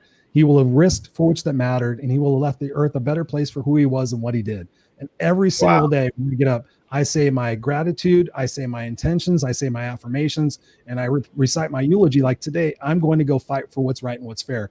I don't always do it perfectly. I don't always do it accurately, but through having these discussions with you guys is immensely fulfilling in my heart to know that one day my son, who is 3.5 years old, will watch this and he will see this. And I know I'm going to bring him up to be one of the most, and he's already is the most loving person in the world, to continue to bridge that. And I want to invite you guys back to have more of this discussion, to invite different players and different people to this discussion, because obviously we're impacting people that are seeing this live, and we have 24 people watching it live.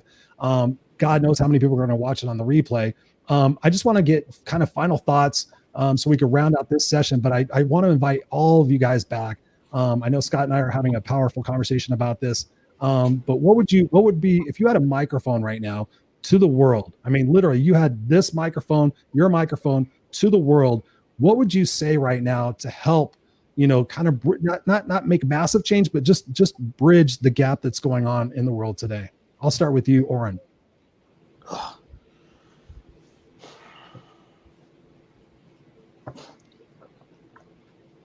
We're all the same. We're all the same. We all came from the same place. We all want the same things. We want to live. We want to love. We want to raise our children, hug our grandchildren. We want to be the best that we can be. And we want we all want to be loved. We want to be understood, and we want a voice. And we need to unify. Powerful. Perfect. I couldn't have said any better. Jason, your thoughts. If you had a microphone to the world right now, and you got me tied up on that eulogy, because I only have one thing to say about me. When I die, my epitaph on that piece of granite is going to say something so simple. It's going to say, always remember, he's a lover, not a fighter. Also, he knows how to fight. So keep that in mind. Don't put the spotlight on me right now. That's where I'm at. All right. Right on, man. Right on. Mr. Wallace Johnson, the author of this book right here, ladies and gentlemen. I put the link in there. So go get it. Go get it. Go get it. Go get it. Go get it. Wallace Johnson. That's what I want to say. Get the book. That's my. No, I'm just kidding. No, I paper action sold. We all have a light to shine, and we need to find what that is. We all have a gift from God, and we just need to find what that is and just go with it.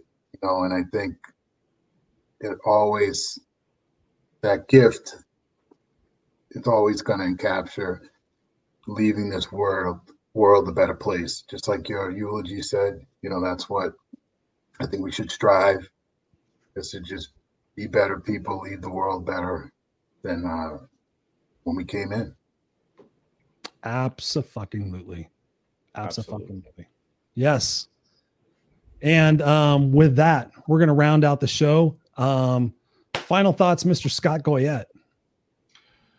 So you guys microphone to the world. Microphone to the world. You guys put all those beautifully. I think the simplest thing for us to remember is that we all did come from the same source, and we're all walking home towards that source together. And so nobody gets left behind. So if somebody's hurting, make sure that person's picked up so we can walk home together. But we also need to enjoy the process. This isn't a slow, horrible walk. This is a fun time. So we need to start playing more. We need to get rid of the isms, racism, sexism, any ism, classism. All these isms that are taking place, they're symptoms of a big problem. We're fearing too much and loving too little. So start loving more, walk home to source together, and don't forget to play along the way. That's awesome. Yes. In the words of Serena Buffalino, yes. Angela says, great talk, Christopher Rausch, Scott Goyette, Oren, Wallace, and Jason. Have a great, peaceful evening. I love what this yep. Well said, Oren. We are all the same. You guys have said so many great comments. I mean, literally, it's just such a beautiful experience to share this with each and every one of you. Seriously. I have one thing to say. And we talked about this a little bit. This is my last statement. Always remember you are unique, just like everyone else. That's it. Awesome. We're awesome. all the same source. I agree. Yes. And honestly, Scott and I can't thank you, gentlemen, enough. Seriously, Yes, best. enough. My heart goes out to you. Thanks for having me. Mad respect. We've impacted people tonight. We will impact people tomorrow on the replay and everything. So I thank you, all of you guys, for being here. I'm going to place you backstage and I'm going to end the show, but don't go anywhere so we can talk a little bit after. But yes, I'm going to put the link back in there again. But thanks, Jason. Yes. Dynamite. No, thank you. Chris, Oren, big ups. You guys rock. You guys rock. Hang on one second. So here you have it, ladies and gentlemen. An hour and 45 minutes of a candid conversation, a very vulnerable conversation, a very open conversation about what it means to be Black in America, what it means to be white in America, what it means to be unique in America, what it means to be ourselves in America at this time. And we're raising the vibration of the fact that we have the opportunity to look outside of ourselves and look outside of the prejudgments that we were impacted by our adults in our life when we were kids that maybe said, hey, that person's different, don't go around them.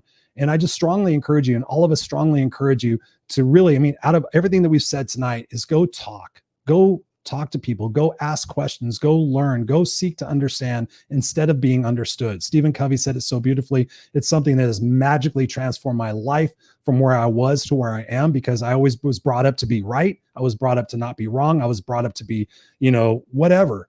But we have to open our hearts. We have to open our minds and listen, because yes, we are all the same. We're all the same.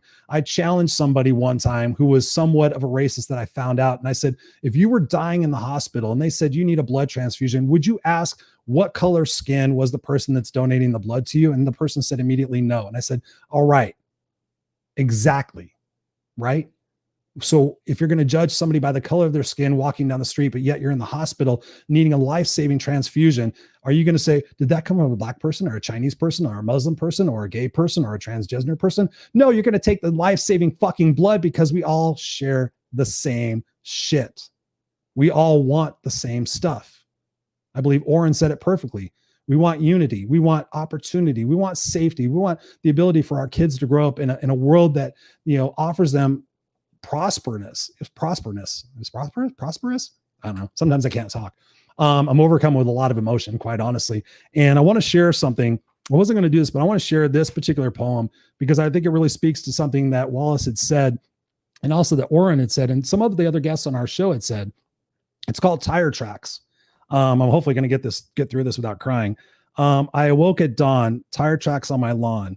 Was it because they couldn't stand to see a rich green lawn landscaped so nicely? On another day, a few weeks back, I again awoke to deep tire tracks. I began to think, is this because I'm Black? Because we're Black. What would possess someone to repeat this senseless act again and again over a significant span on our land? We awoke to deep tire treads. I wondered, is it something that we did or said? Over and over, repeat. Was it due to being only the Black family on the street? It wasn't only our terrain you scarred. When we try to gain an inch, you want to take our yard.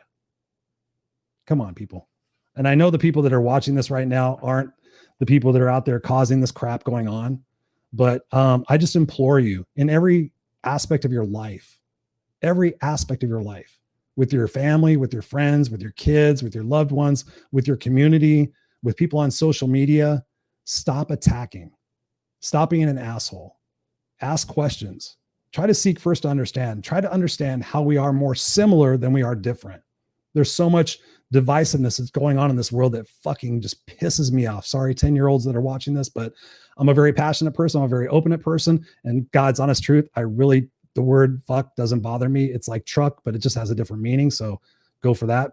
But, we really just have to be able to bridge that divide. This is a moment in time where the kids of future generations can look back in history books and say, hey, in 2020, they said, screw all that stuff that happened. We're going to make a difference in this world. We're going to stand up and fight for equality and equity. We're going to lift our brothers and sisters up who need our help, whether black, white, straight, gay, transgender. If you want to marry your cat, whatever it might be. Let's not judge what other people want to do. How about instead of throwing rocks from glass houses, how about we look inward? How about we look at the suffering and the hurting that's going on inside of ourselves that we're trying to project out on other people to make ourselves feel better? We talked about it briefly in this discussion about ego. Are you operating from ego? Or are you operating from your heart? Are you operating from your heart? We get one chance at this life. We get one chance. If you have kids, if you have people that look up to you, start today by saying, hey, let's stop judging and let's start asking. Let's start communicating. Let's have coffee. Let's have people over for dinner. Let's go play cards. Let's go out and talk. Seek first to understand, then to be understood. And with that, I thank Oren. I thank Wallace. I thank Jason. I thank Scott. I thank all of you guys, you beautiful people here in this chat. I mean, literally, I couldn't even keep up with everything you guys were saying because it was just so beautiful. But the flow of the conversation was the most important thing tonight. And I truly believe that we made a difference. I think we made a difference in each one of our lives. I know I'm better for this conversation. I know I'm going to get off this call and I'm going to feel exhausted over the emotions that have gone on tonight, the preparation for this, the expectation for this. And I know it was just a beautiful experience. So I thank all of you guys. So I wish you guys an amazing weekend. Please go out and consider, sharing this conversation, and don't just share it with some words, share it with what it is that you got from this. And we're not saying share this from a standpoint of getting more numbers. We're saying share this because there might be somebody out there who's struggling right now, who thinks like, God, I don't want to feel like this, but this is what I was told to think. And they're struggling. They're in the middle. Maybe something we said tonight might just click them over to the part where they say, hey, listen, I'm tired of being part of the problem. I want to be part of the solution. I want to be part of the love. I want to be part of the growth of this world that makes it a better place. We can't predict what's going to happen in the future, but all we can do is embrace the moments and make our choices more carefully. All right. So we love you guys. Take care. Stay unstoppable. Stay classy.